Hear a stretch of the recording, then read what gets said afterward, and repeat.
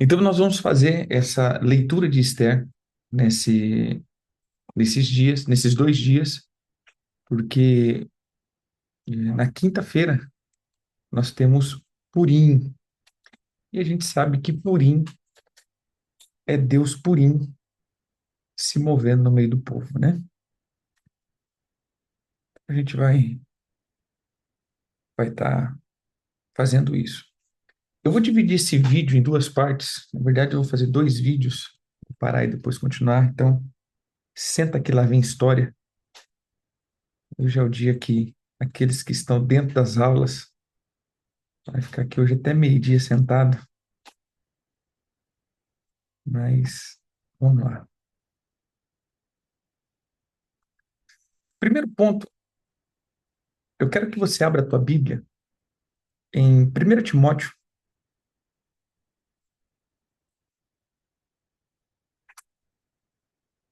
quer dizer, 1 Timóteo 4.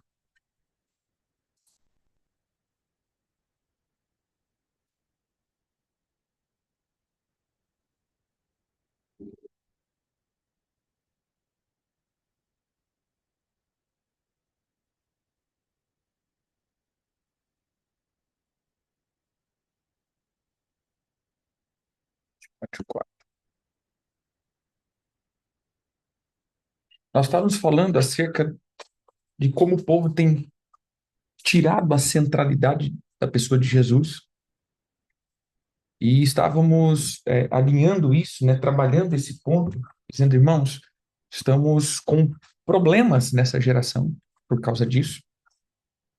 E essa problemática tem sido uma problemática já extensiva, porque se permitirmos que isso aconteça, nós vamos a cada dia mais nos distanciando de Cristo, porém nos aproximando do que nós chamamos sobrenatural. E isso pode, como nós temos tratado, pode nos levar a um nível muito profundo de apostasia, né? E, esse ponto é um ponto Você que precisa a desbloquear igreja. seu iPhone antes. Meu Deus do céu. Esse é o ponto onde Apocalipse diz que a igreja estava se achando tão poderosa, tão bem, tão dinâmica, tão firme, mas Jesus não estava dentro dela. Então, esse é o ponto que a gente precisa tratar aqui. Vamos lá. 1 Timóteo diz assim, verso 4. Ora, o Espírito afirma expressamente que nos últimos dias alguns apostatarão da fé, por obedecerem a espíritos enganadores e a ensinos de demônios. Então, veja só. Por que que as pessoas seriam apóstatas? Porque a palavra apóstatas é fazer retroceder. A palavra apostasia, ela vem de duas palavras, né? Que uma palavra, ela tem o significado de separação, ou seja, aquele que se separa, e ele vai separar do quê? Então, é a causa de alguém que fica em pé e se separa. Ou seja, aquele que se levanta de um lugar e sai. Isso é apostasia. Aquele que sai de uma condição. Ele se levanta de um lugar e sai daquele lugar. Então, a Bíblia diz que nos últimos dias eles sairiam da fé. Que fé? A fé cristã, a fé em Cristo, a fé da pessoa de Jesus. E essas pessoas abandonariam, então, essa fé, abandonaria essa ideia, né, ou esses fundamentos, porque eles ouviriam espíritos enganadores. Gente, a gente já falou várias vezes acerca de egrégoras e falamos o ambiente da egrégora. Quando nós olhamos isso daqui, lembra que a gente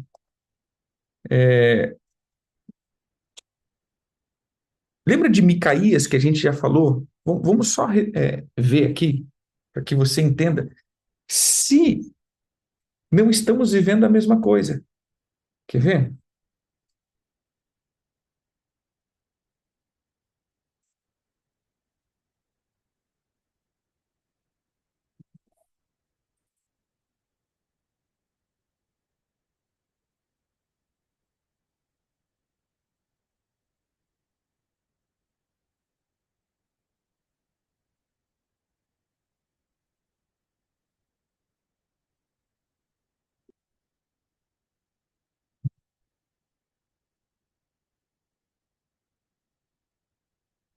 capítulo 18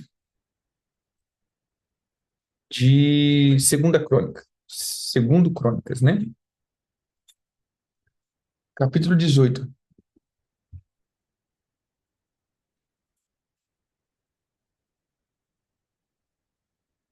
Segundo Crônicas 18,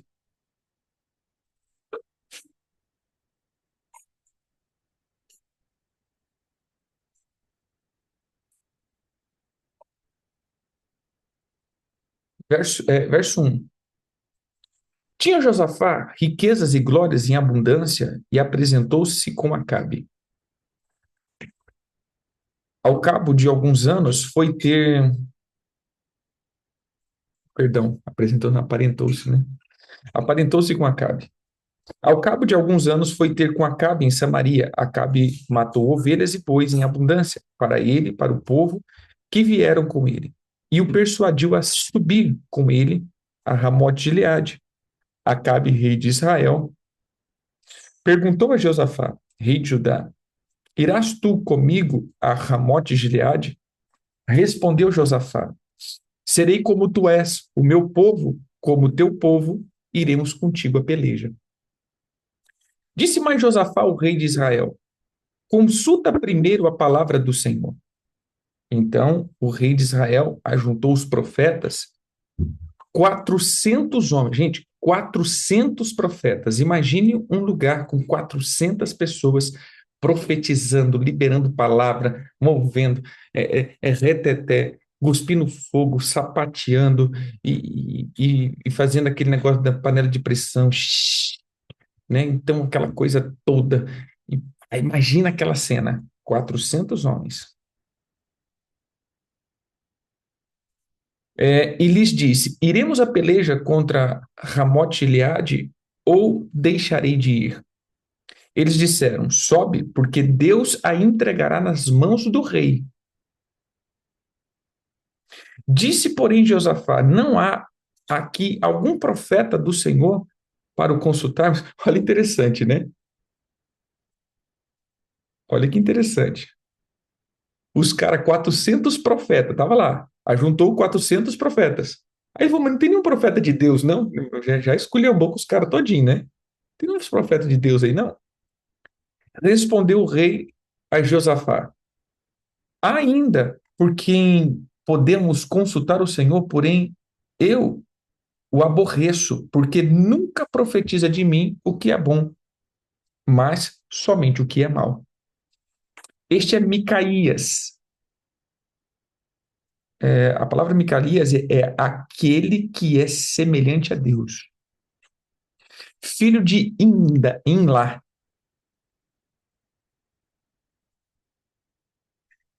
Disse Josafá: Não fale o rei assim.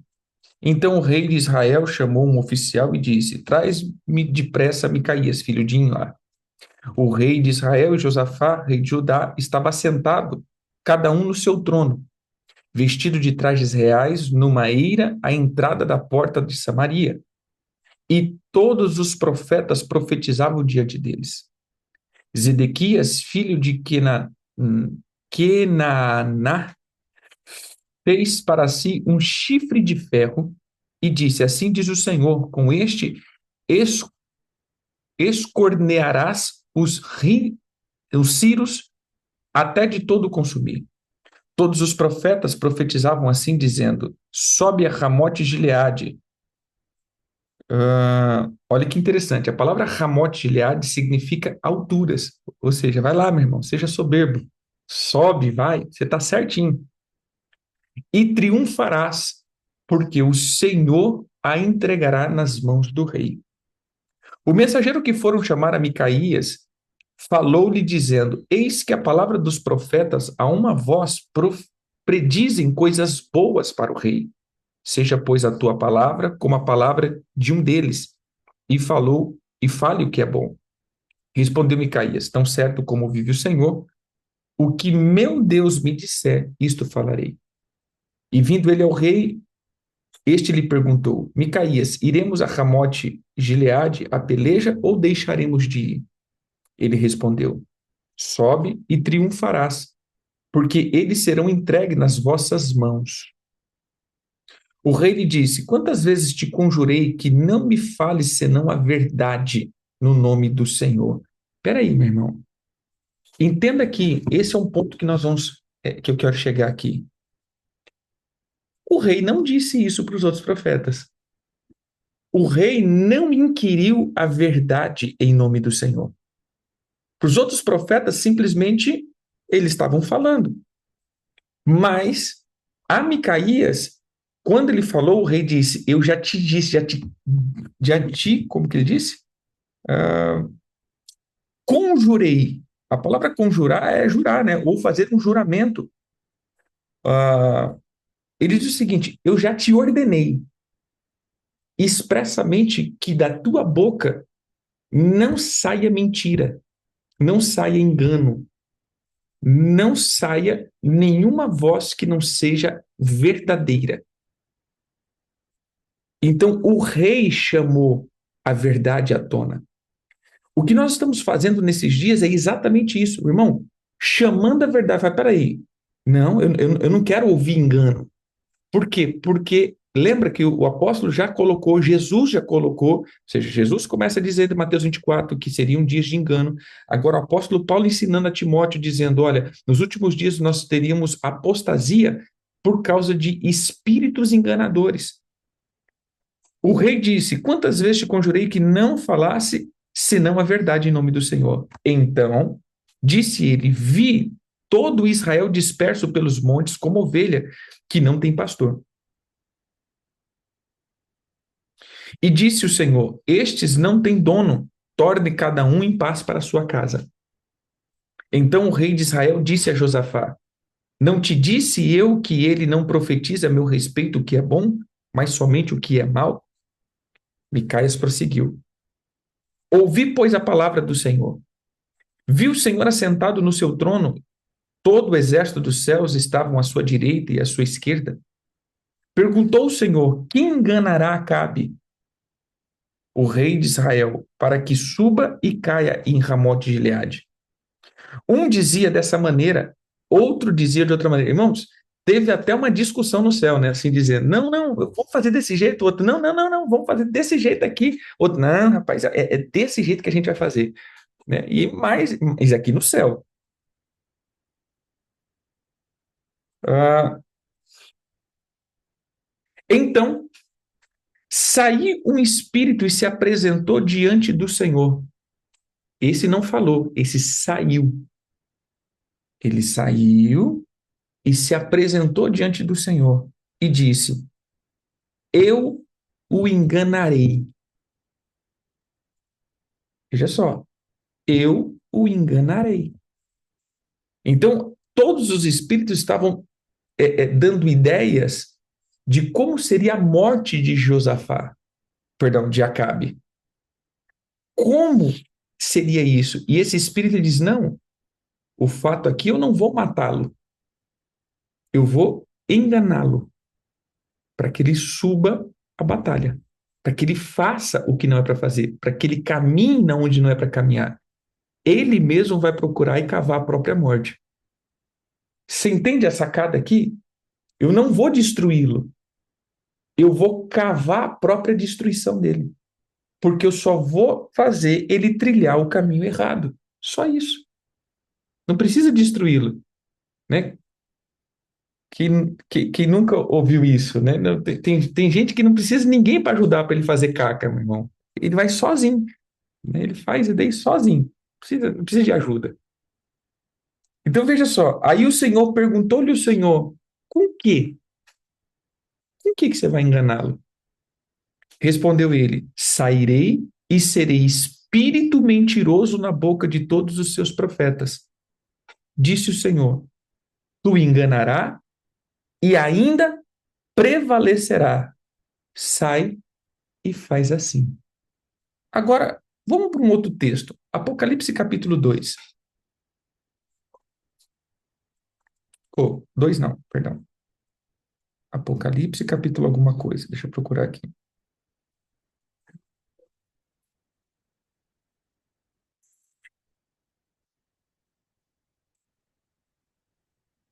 Apocalipse capítulo 6.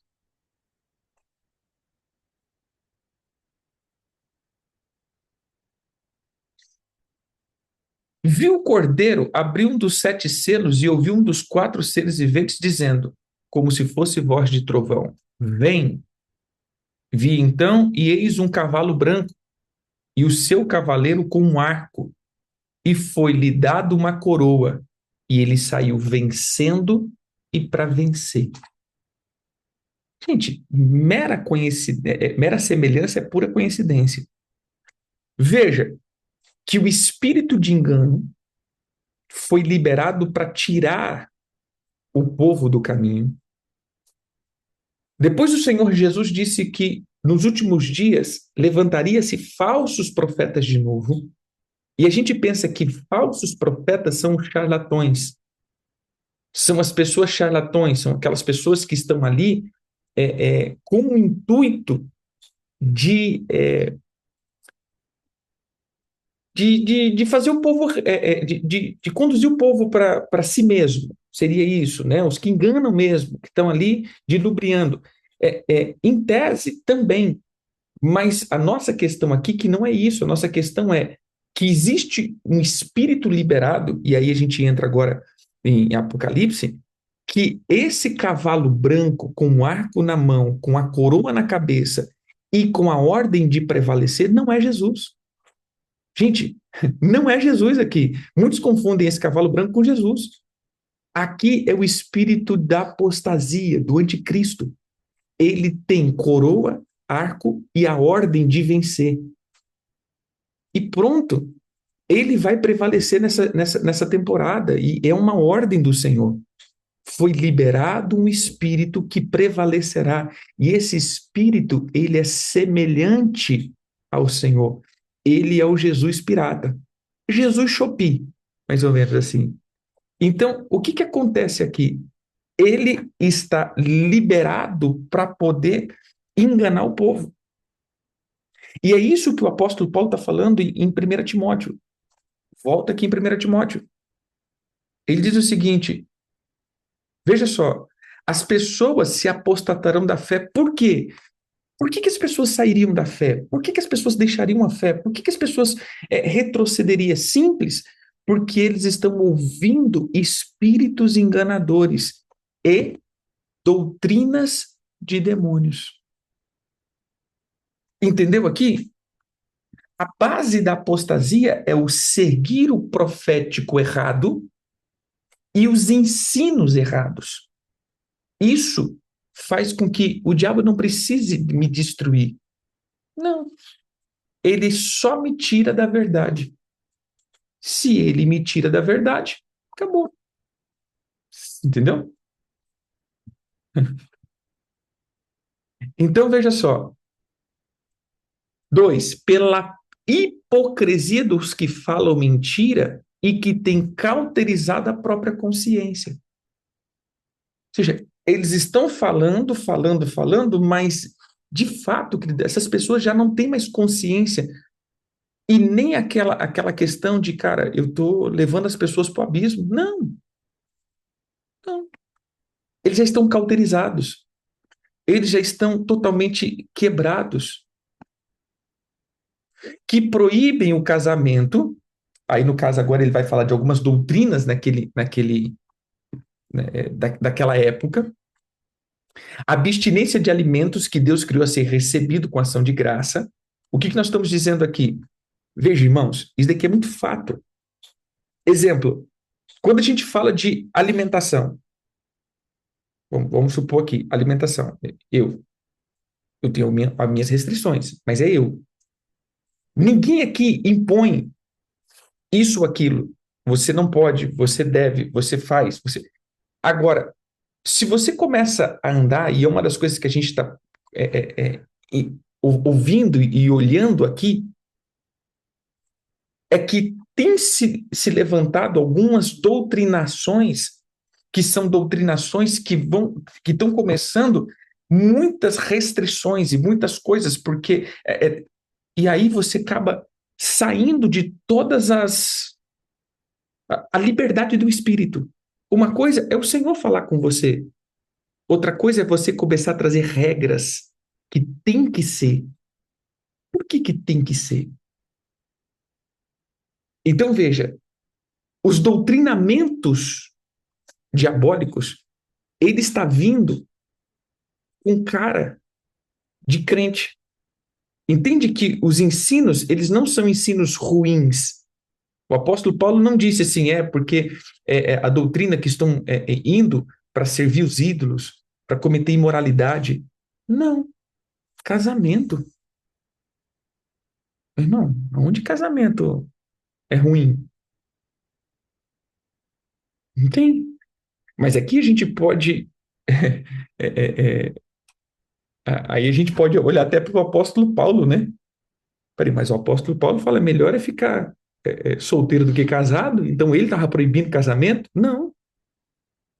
Então entenda, a gente depois pode até um pouco se aprofundar no que estava ali. Devia estar acontecendo, e eu nunca parei para me aprofundar nesse proíbem o casamento, enquanto a gente vê a Igreja de Roma, depois com essa doutrina, né, a proibição do casamento, a proibição da, do matrimônio, né, por alguns sacerdotes. Então, já é uma característica que Roma tinha, isso daqui. Algumas coisas, alguns padrões que estavam sendo colocados ali.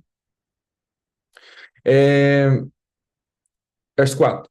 Por tudo que Deus criou é bom, recebido com ação de graça, nada é recusável, porque pela palavra de Deus e pela oração é santificado. Enquanto essas coisas aos irmãos será muito, perdão, expondo essas coisas aos irmãos, serás bom ministro de Cristo Jesus, alimentando-se com a palavra da fé e da boa doutrina que tem seguido. Mas rejeita as fábulas profanas de velhas caducas, exercitando-se pessoalmente na piedade.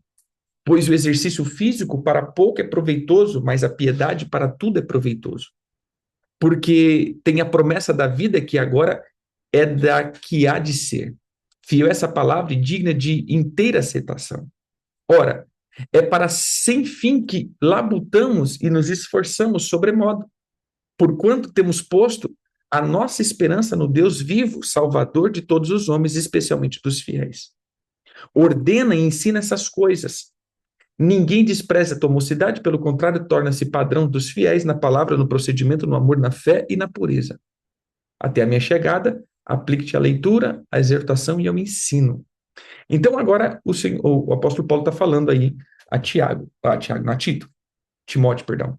Então, ele coloca aqui: expondo essas coisas aos irmãos, será bons ministros de Cristo, alimentando-se da palavra de fé e da boa doutrina que tem seguido. Mas rejeite as fábulas profanas e velhas caducas.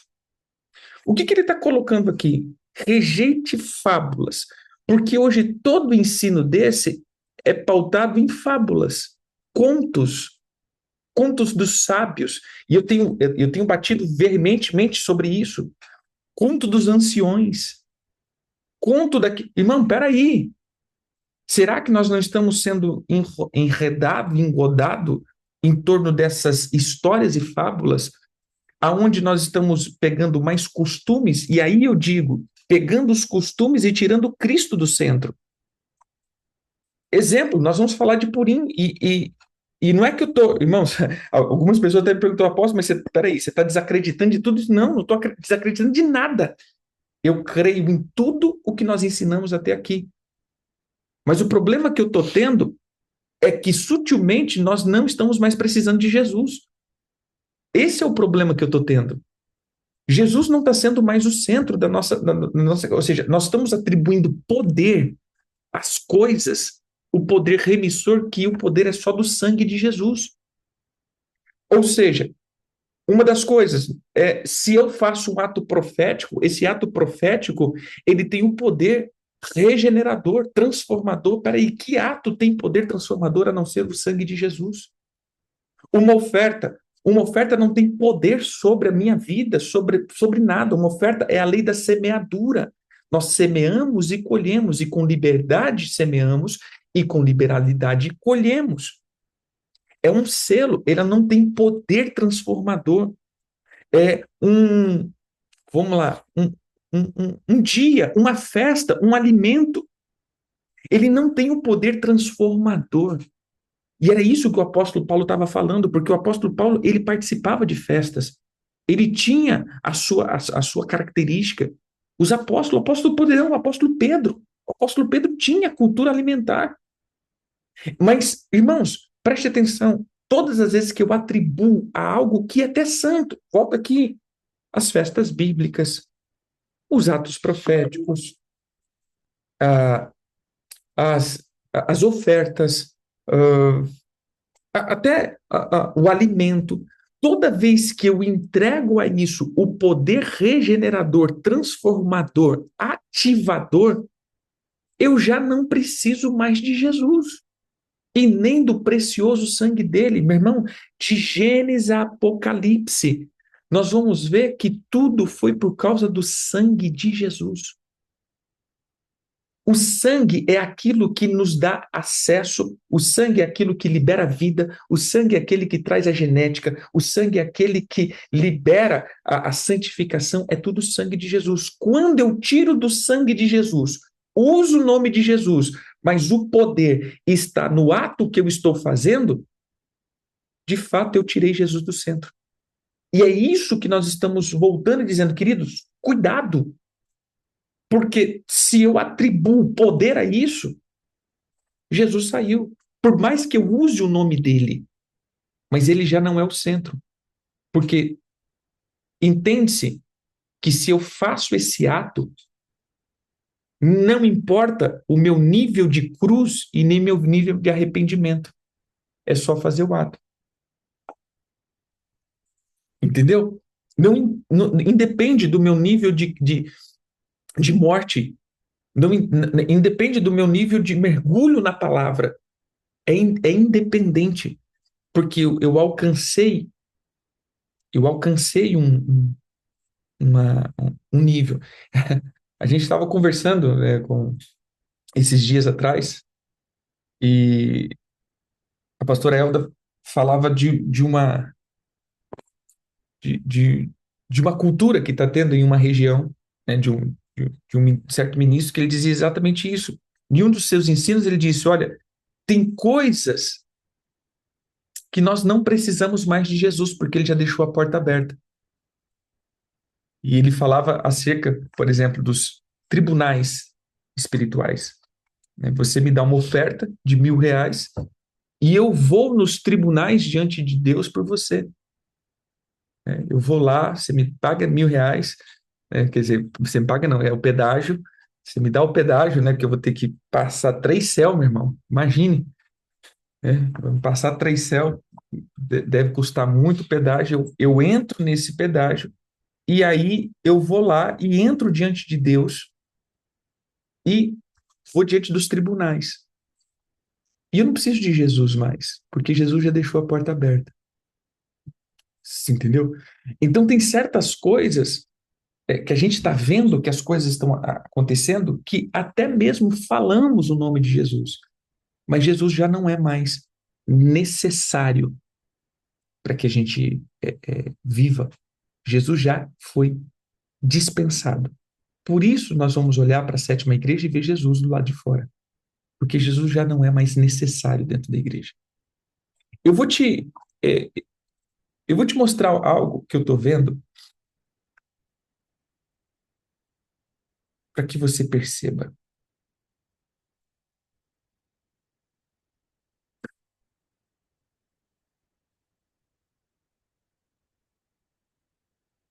Veja só,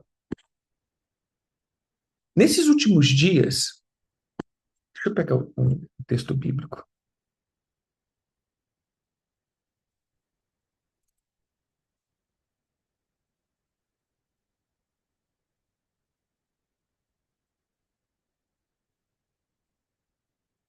Abra aí, segunda Colossenses, segunda, meu Deus, Colossenses 2, segunda Colossenses, onde eu estou? Aí sim é heresia, né?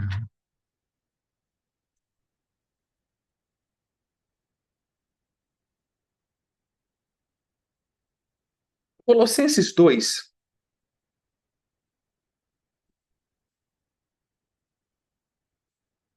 verso 16.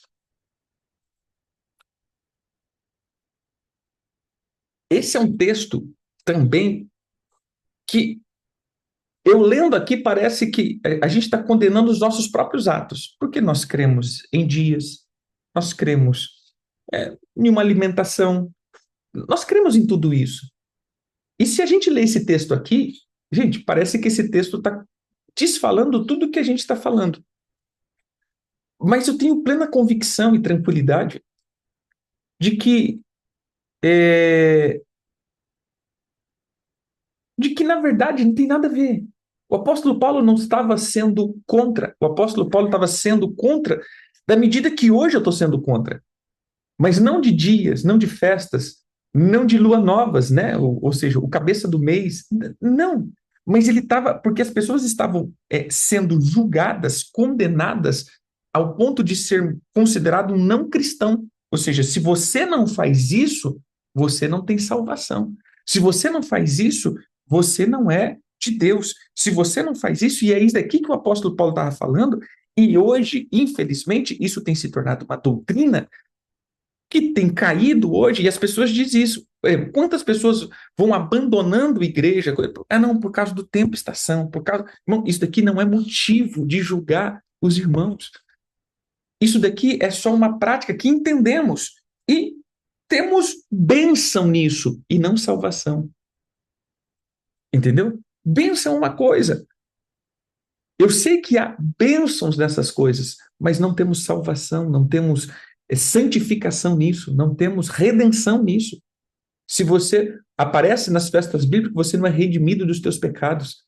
Se você está nisso, você não é redimido e você você não é diferente no sentido de ser uma pessoa ultra mega especial. Agora, há bênçãos que o Senhor deixou para isso, e isso eu concordo e creio, e é o que nós sempre buscamos.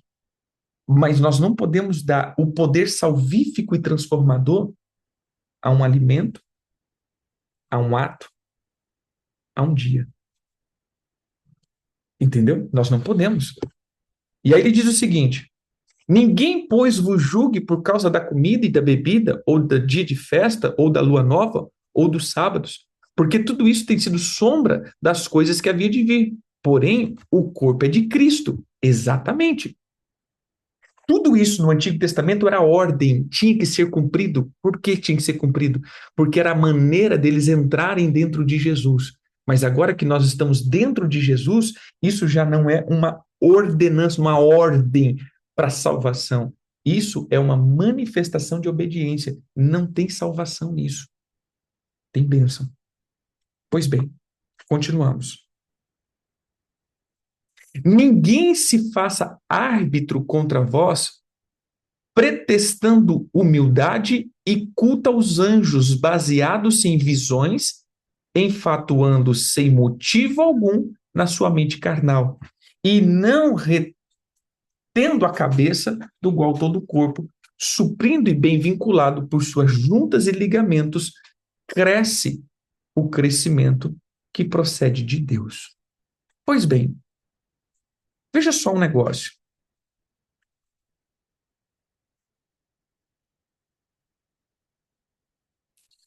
Deixa eu só pegar algo aqui.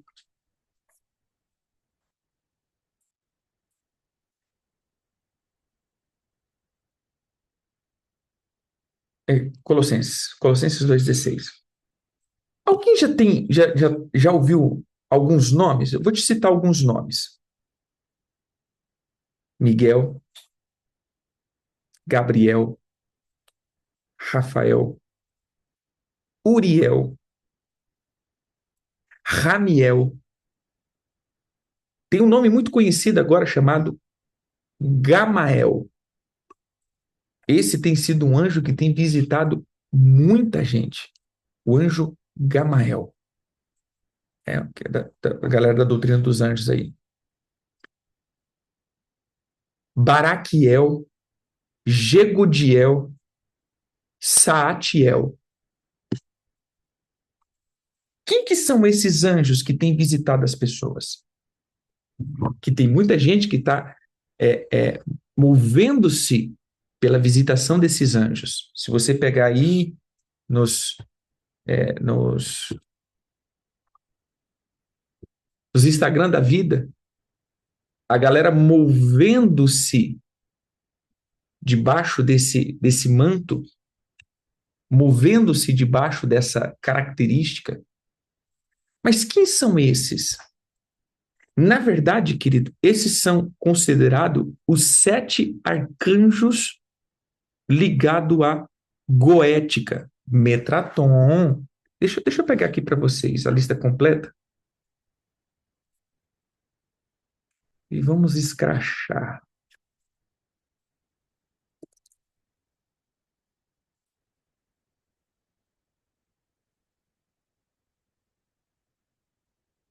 Veja só.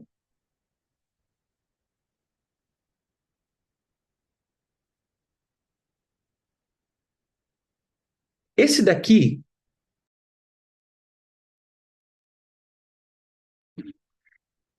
é os 72 anjos da Cabala.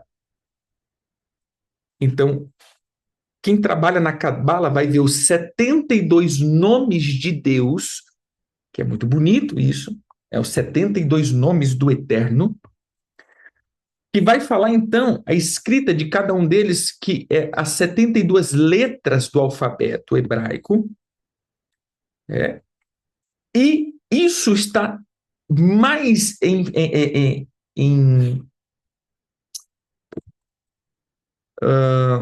mais ligado, mais ativado na onde? Dentro da questão do livro de Enoque. O livro de Enoque fala dos demônios que se perverteram. Agora veja só isso daqui, irmãos. Olha a cabala aqui. Olha o centro dessa cabala. Na verdade, quando vai para a cabala, que a galera diz que é muito bonito, ele vai trazer essa roda solar, veja que é um sol, a famosa árvore da vida, levando as pessoas, né, dentro desse ciclo solar, e ele vem mais como uma questão de chakras, ou do esoterismo, do chakra pineal, do ponto da cabeça, que são diversas ramificações, é como a mentalidade do anticristo. Sigamos, isso daqui ainda não é nada. Beleza. Eles vão dentro, ó, eles vão pegando o nome de Deus. Então, veja, ó, é o conjunto de 72 nomes de 3 letras cada, chamado a partir do desdobramento do tetragramaton. Então, eles vão pegando, né, Yud, Rei, Vav, Rei, e vão pegando isso, colocando em 72 partes. E aí, eles começam a colocar, olha o metraton aqui. Quem que é o metraton? O metraton, na verdade, é considerado como um serafim na Cabala e no ensino do cristianismo místico. E em algumas tradições, ele é o supremo anjo, que é o porta-voz, é o metraton. Então ele é como um cubo, é uma mentalidade de uma cruz, olha. E ele é um dos grandes líderes que tem levado o povo, e esse metraton, veja só, ele rege 8 dos grandes líderes. Veuiá, quer dizer, que são os anjos, né? Geliel, Citael, Elemiá, Machia, Leá, Achaiá e Caetiel. Esse metraton, aí o que a galera faz? Olha aqui, meu irmão. Preste atenção. Agora tem o salmo de invocação de metraton. Meu irmão, eles não são invocados no poder, eles não são invocados no poder de Satanás.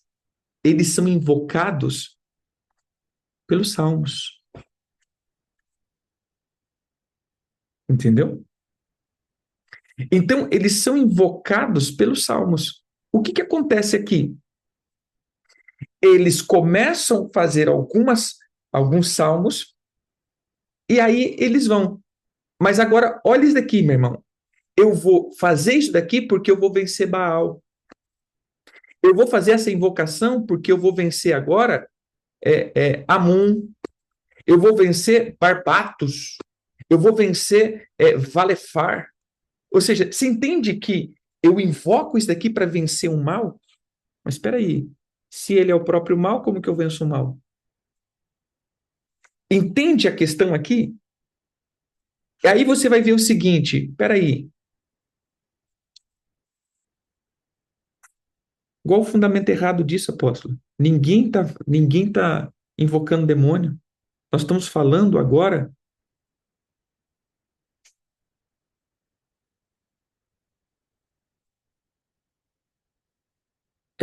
Isso aqui não é estudo meu, né? Isso aqui é só você colocar lá no YouTube.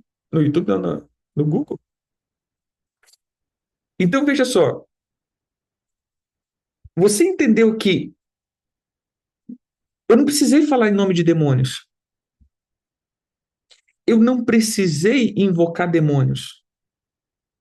Eu não precisei falar coisas antibíblicas. E é isso que eu tenho falado para as pessoas. Veja só, esse é o termo. Eu já cheguei, eu cheguei nesse entendimento. Não adianta ter fundamento bíblico se o fundamento não é Jesus. Entendeu agora? Não é você ter base na Bíblia, é você estar dentro de Jesus. Porque o maior nível de satanismo que eu já vi,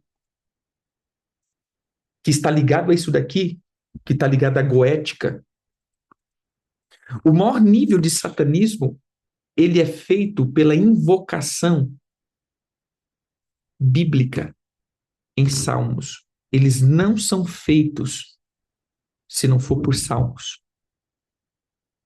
Então, eu venho puxando e dizendo exatamente isso, irmãos, preste atenção. Não adianta mais estar na Bíblia, tem que estar em Cristo. Por quê?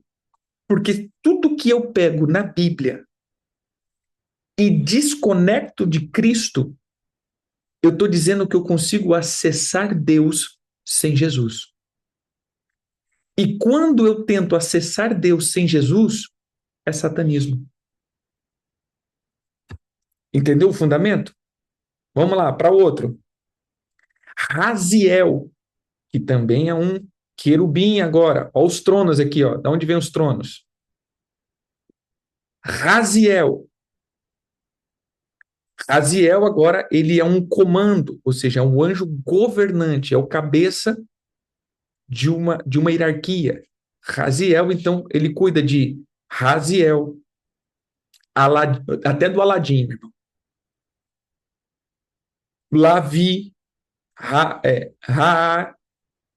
Iezalel, Mebael, Ariel,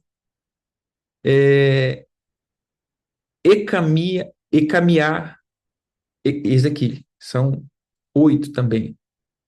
Uriel vai estar aí.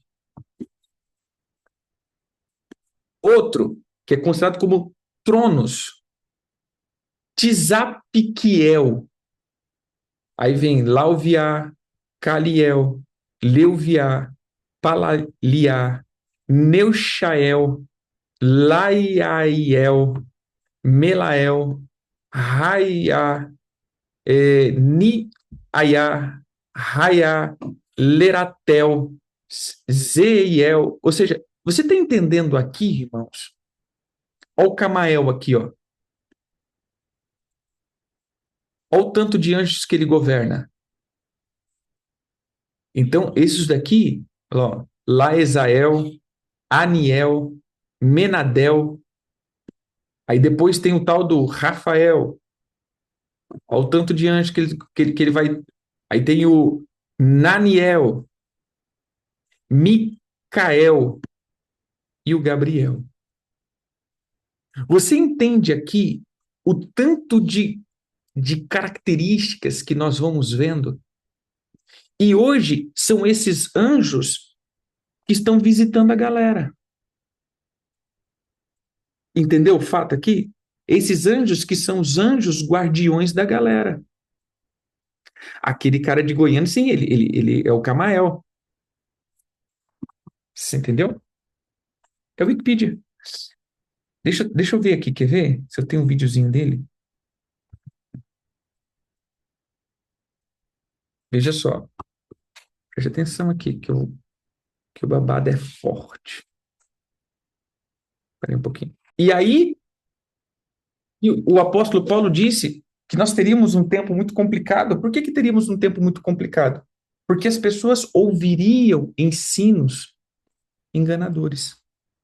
Quer dizer, eles seriam enganados e estariam nas doutrinas de demônios. Então, irmãos, terminando aqui esse ponto que eu só quis concluir, você entendeu? Só quis concluir com vocês aqui, que nós estávamos falando acerca desse ponto. E aí eu tenho dito, queridos, vamos voltar para a centralidade do sangue de Jesus. Nós vamos fazer hoje e amanhã a leitura, e nós vamos começar. Lembra que eu tinha falado que a gente vai começar a combater as mentes das sete linhas que estão vindo sobre o Brasil? E o primeiro é um confronto contra Oxalá, que é o falso Cristo. Então, nessa próxima temporada, nessa próxima estação, nós vamos começar a estudar só as doutrinas de Jesus. Só as doutrinas de Jesus. Eu vou fazer o discipulado com vocês. A próxima estação, nós vamos trazer um discipulado com vocês aqui, só na pessoa de Jesus. Nós vamos voltar a ter aquele curso da pessoa de Jesus. Quem é Jesus? E toda a autoridade de Jesus. Só. Por que nós precisamos fazer isso? Sabe o que eu percebi nesses últimos tempos? Eu percebi algo. Às vezes eu pedia para as pessoas, falar assim, cara, prega sobre Jesus. As pessoas não conseguem. Eles pregavam da autoridade, que Jesus que venceu os tronos, que Jesus que pegou o diabo, que Jesus que pegou o quê? Mas eles não conseguem falar de Jesus. E aí vem um negócio que eu vim entender nesses últimos dias. Veja só, 70 discípulos, 12 apóstolos, 3 que foram íntimo dele, mas um que reclinou a cabeça no peito dele. E só, preste atenção aqui,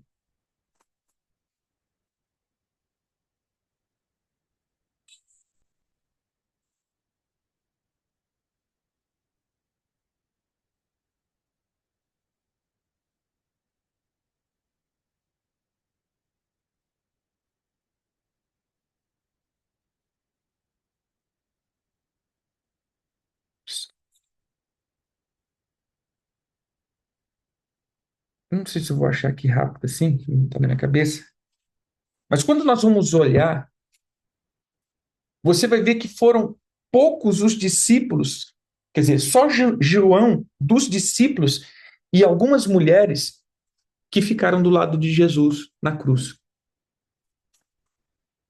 Você já parou para pensar nisso? Foi somente João e algumas mulheres. Por quê? Eu comecei a tentar imaginar isso por quê, e eu cheguei numa conclusão. Essa é a minha conclusão. Os discípulos, os 70, conheceram o Mestre Jesus. Hã? João 19, 25. Abre aí.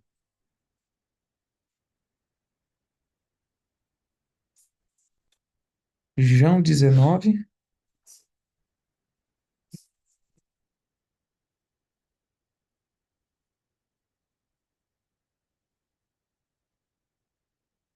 Ó, João 19, do 23 ao 27. Os soldados, pois, quando crucificaram Jesus, tomaram-se a veste e fizeram 4 partes para cada soldado uma parte e pegaram também a túnica. A túnica, porém, era sem costura, toda tecida de alto a baixo. Disseram, pois, uns aos outros: Não rasgamos, lançamos sorte sobre ela para ver a quem caberá. Para que se cumprisse a escritura, repartir entre si as minhas vestes e sobre a minha túnica lançaram sorte. Isso é uma profecia que está lá em Salmo 22, 18. Repartem entre si as minhas vestes e sobre a minha túnica deitaram sorte. Assim, pois, o fizeram soldado. E junto à cruz estava a mãe de Jesus, a irmã dela, e Maria, mulher de Clopas, e Maria Madalena. Vendo Jesus, sua mãe, e junto ele ao discípulo amado, disse: Irmão, ele aqui é interessante, né? Quem disse que ele era o amado? Ele mesmo. Massa, nem o apóstolo, ó, João era o discípulo amado. Ele mesmo dizia, eu sou amado. Eu gosto disso aqui, porque quer dizer, eu sou amado, não sei vocês, né? Mas que Jesus me ama, vocês. Aí é vocês com ele, mas eu sei que eu sou amado.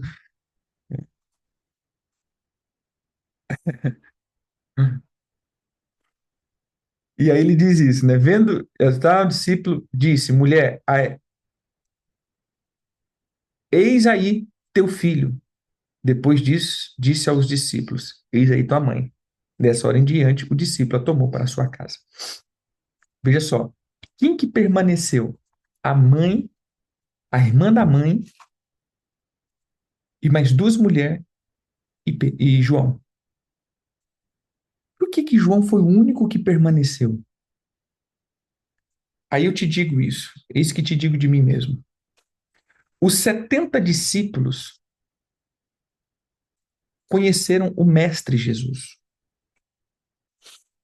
Os 9 apóstolos conheceram o apóstolo Jesus. Os 2 outros apóstolos conheceram o Pai Jesus. Mas João foi o único que conheceu Jesus. Era amigo de Jesus. Sabe o que eu percebi? E aí eu vou dizendo assim, nessa longa estrada da vida, de fato, as pessoas quando nos conhecem como pessoa, dificilmente elas retrocedem, elas abandonam. Mas a maioria das pessoas que saem ou ficam magoados, ficam chateados, ou eles conheceram o ministério e aí foram feridos no ministério, ou seja, o ministro, ou foram feridos pela figura paternal, mas não pela figura pessoal. Aqueles que conseguem se tornar amigos dificilmente retrocede, dificilmente abandona, dificilmente sai. Porque para você pegar um nível de amizade, meu irmão, você já comeu muito sal junto, você já viu o coração da pessoa, você conhece o coração da pessoa. E quando João vai escrever acerca de Jesus, você vai ver que João foi o único que escreve da essência de Jesus. O único que vai nas profundezas da essência de Jesus. Todos os outros vão para o chamado de Jesus, para o governo de Jesus, vão para até a humanidade de Jesus. Mas quando você vê João escrevendo, ele vai à essência, ele era amigo. E o próprio Senhor Jesus disse: Eu não vos chamo mais servos, eu chamo vocês de amigos. Porque os amigos sabem o que os outros amigos, o que o outro amigo está fazendo. Ou seja, por que que nós não estamos mais conhecendo os segredos de Jesus? Porque não somos mais amigos dele. Toda vez que nós nos aproximamos de Jesus, nós nos chegamos para pedir alguma coisa. Ou para ele nos livrar, ou para ele nos abençoar, ou para ele nos dar alguma coisa, ou para ele nos proteger de algum mal, ou para ele abrir alguma porta para a gente. a gente já não tem mais prazer de estar com Jesus. A gente quer Jesus porque Jesus resolve os nossos problemas. A gente já não tem mais. A gente já não tem mais aquele negócio de. Sabe aquele negócio assim? Senta aqui, cara, porque eu quero só conversar, sabe assim? Tá junto. Eu sempre digo isso, irmãos, e toda vez que eu digo isso, pelo amor de my God, isso não é uma indireta, né? Mas o que eu digo é: você já viu que muitas vezes as pessoas não têm mais prazer de estar com as outras? Exemplo, vamos lá. Sempre quando a gente encontra, se torna um atendimento. Você entendeu? Sabe aquela pessoa assim que, dentro do seu ciclo pastoral, do seu ciclo de liderança, é óbvio que se eu pegar para mim aqui, geralmente a gente está distante, se encontra uma vez na vida, uma na morte, e pode ser que, pô, apóstolo, me ajuda aqui, né? Ou chama, apóstolo, me ajuda aqui. Mas eu estou dizendo do convívio natural. Sabe aquelas pessoas que em todo encontro é um atendimento? Sempre vai ser um atendimento? Você pode ver a pessoa 10 vezes na semana, e nas 10 vezes na semana vai ser um atendimento? A pessoa não sabe desfrutar da pessoa, mas é só da autoridade da pessoa. É isso que a gente está fazendo com Jesus. Nós não temos mais prazer em Jesus. Não queremos mais. Nós não queremos mais é, é, estar com Ele por estar com Ele. E é isso que eu tenho dito para os irmãos. Irmãos, vamos lá. E se hoje Jesus não fizer nada por você? Dá para pensar nisso?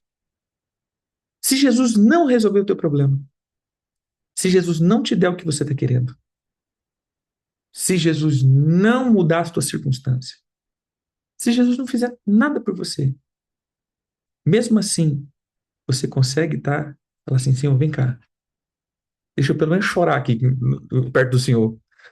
Vem cá só para me chorar só. Já que não vai, já que esse problema não vai resolver, deixa eu só chorar. Mas será que a gente convida Jesus para isso? Não. Porque Jesus virou para nós um amuleto de sorte. Eu faço todos os meus pedidos arrogantes e egoístas em nome de Jesus, porque Jesus virou a chave, Jesus virou o amuleto, Jesus virou a, a, o código, né?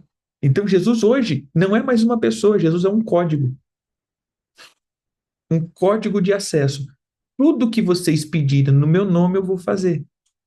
Então vamos fazer o seguinte: eu faço um monte de pedidos egoístas e faço o quê? Em nome de Jesus. Pronto. Virei a chave. A chave é em nome de Jesus. E eu não tenho mais intimidade com ele. Então, nesses próximos, a gente vai terminar essa temporada, né? Hoje, agora eu começo sobre. A gente vai ler agora o livro de Esther. E nesse livro de Esther, nós vamos pegar hoje e amanhã, como disse, quinta é Purim. E vamos explicar o que é Purim em uma questão mais bíblica, né? Vamos meditar nisso, trazer a memória. E aí eu digo, irmãos, eu vou dizer certo, é, entrar dentro de uma graça, que até mesmo dessa mudança, né?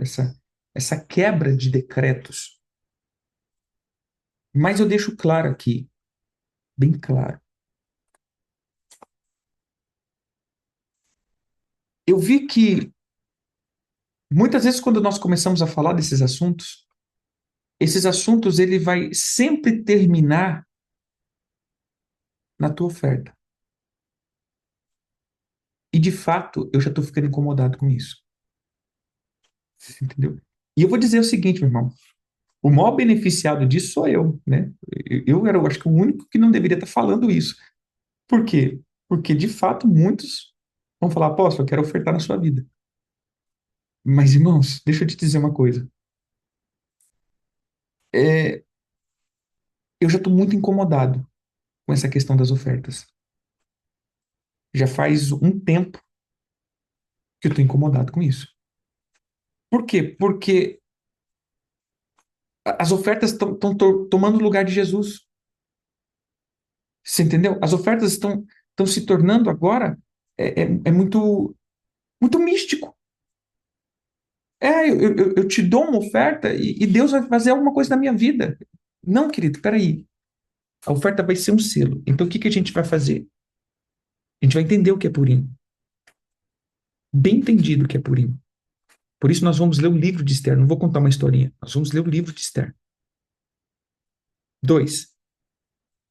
Purim é um dia de alegria. Sim, nós vamos orar. Zorar com você, né? Porque nós somos zorante. Nós vamos orar com você.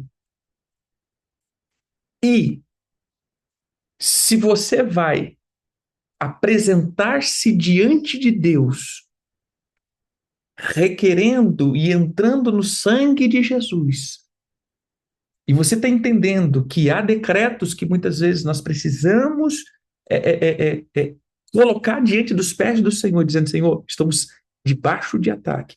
E se você vai concordar com a tua oferta, é uma coisa. Mas eu já não quero mais dizer: meu irmão, vamos lá, vamos fazer um decreto, de tua oferta que se a tua vida vai mudar. Não, a oferta é o ato de plantio e colheita. E aí eu entro num texto bíblico. Quem planta muito, colhe muito. Quem planta pouco, colhe pouco. Isso daqui é bíblico. Isso daqui está lá em, acho que é 2 Coríntios. Entendeu? Quem muito planta, muito colhe. Então, com a liberalidade que eu faço, é a liberalidade. Então, a gente está tirando a oferta do cunho liberalidade e concordância para a minha oferta ser um ato remissório. E por que que nós estamos já tornando a oferta um ato remissório? Porque nós voltamos para o judaísmo, que hoje é muito forte dentro da igreja. Uma coisa é a mente hebraica, outra coisa é o judaísmo. Judaísmo, cabala, misticismo tem sido hoje o ponto crônico da igreja. Entender, irmãos? Amém? Então entenda, se você vai ofertar na tua igreja, na vida do teu pastor, se você vai ofertar, amém. Não estamos dizendo contra a oferta, mas eu estou de novo centralizando essa oferta no propósito correto. A tua oferta é só um selo do teu arrependimento e posicionamento. Ele não tem poder remissório na tua vida. Amém? Explicado. Não, eu tenho falado isso daqui, gente, quem sai perdendo sou eu. Né? Porque eu poderia, hoje, com a influência que eu tenho, hoje, com a, com a credibilidade que eu tenho. Sinceridade, querido, desculpa a palavra, mas eu poderia estar ganhando muito dinheiro. Você entendeu? Porque se a gente fizesse atos proféticos aqui, meu irmão, a gente ia pegar muita coisa. Mas sabe o que eu entendi? Nada paga poder chegar naquele último dia e ouvir aquela palavra: bom e fiel servo. É isso que eu quero ouvir. Você entendeu? Bom e fiel servo. Foste, foste fiel no pouco. Então, é isso daqui que eu quero. Mais do que uma vida. Irmão, e se eu falar assim, cara, seria bom, né? Receber algumas coisinhas. Mas, irmãos, nada paga o você fazer a plena vontade de Jesus. Nada, não quero entrar nesse campo, não. Não quero me permitir a isso. E, e é fácil a gente se permitir, porque não, eu vou dizer aqui, isso aqui não é antibíblico. Você entendeu? Se a gente falar do jeito que não é antibíblico, mas eu percebi que não é cristocêntrico. E hoje eu não quero andar mais só por não ser antibíblico. Eu decidi, lembra que eu disse e eu tenho falado, esse é o ano de posicionamento. Esse é o ano de nos posicionarmos. Então, eu já não quero andar mais no que. Veja só, numa temporada, eu fui saindo do que não é bíblico. Então, eu comecei desde 2012, 2013, a entrar em algumas coisas, fui. Aí eu vi, cara, não, isso aqui não está na Bíblia. Aí eu tirei da minha vida o que não era bíblico. Mas esse ano para frente, eu vou tirar o que não é cristocêntrico. Eu creio que agora eu consegui resumir o que eu quero. Você entendeu? Eu tirei o que não é bíblico e agora eu estou tirando o que não é cristocêntrico. Porque eu entendi que os últimos dias, os espíritos enganadores nos tiraria da verdade. E a verdade é Cristo. Se saímos de Cristo, perdemos toda a autoridade. E aí nós vamos na autoridade humana.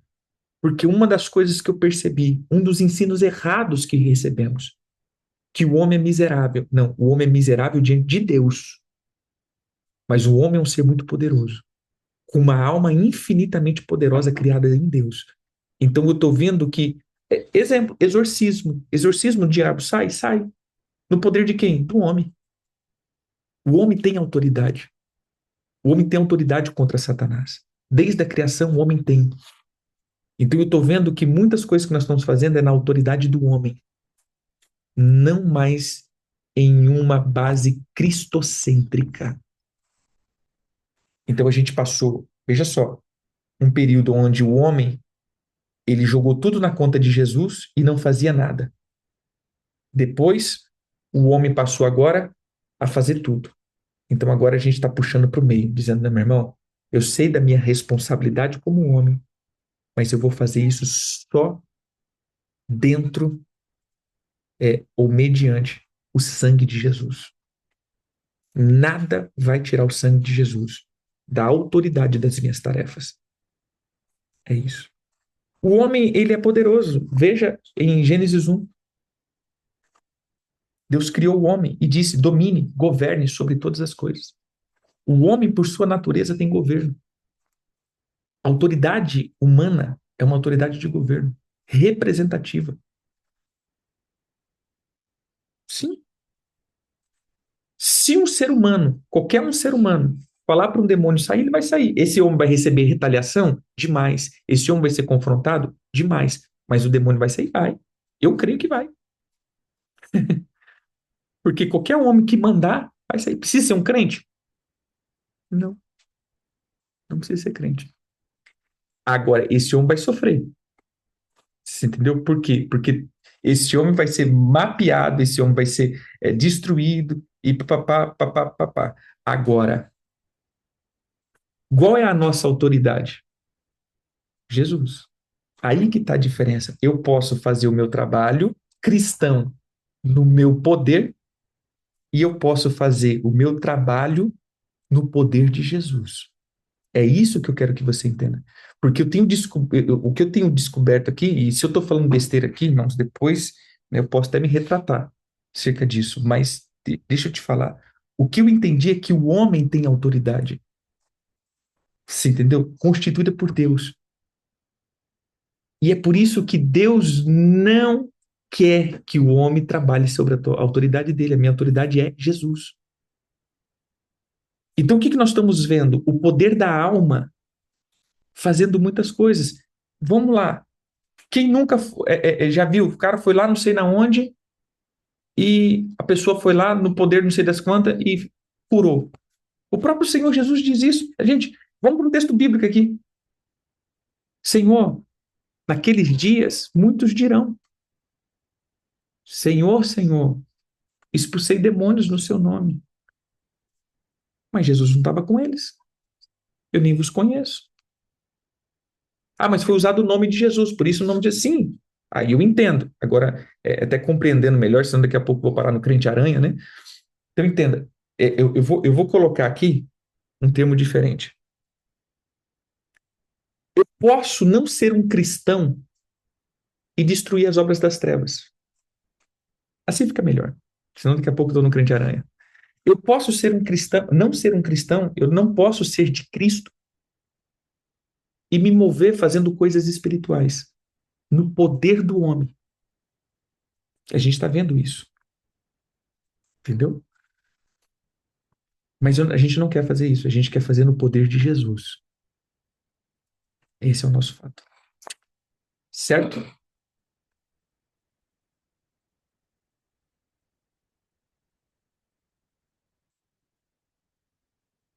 Mas o fato aqui não é nem o dom que foi dado. O que eu vejo aqui é o dom que nunca foi dado para essa pessoa. E como ele fez isso?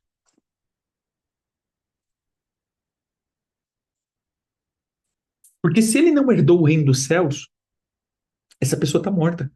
O espírito está morto. E o espírito não pode atuar em um espírito, o dom não pode atuar no espírito morto. É isso agora, depois que a gente passou essa temporada toda lendo sobre alma e espírito, a gente Crente Aranha é um site onde, onde, onde tem essas pataquadas desses profetas, né? É um Crente Aranha. Depois abre no YouTube lá a página Crente Aranha, você vê só pataquada.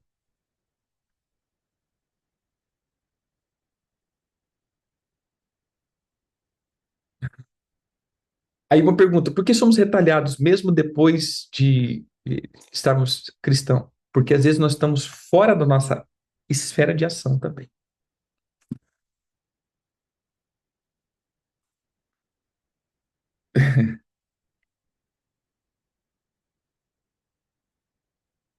É, meu irmão. Vamos lá? Paramos aqui.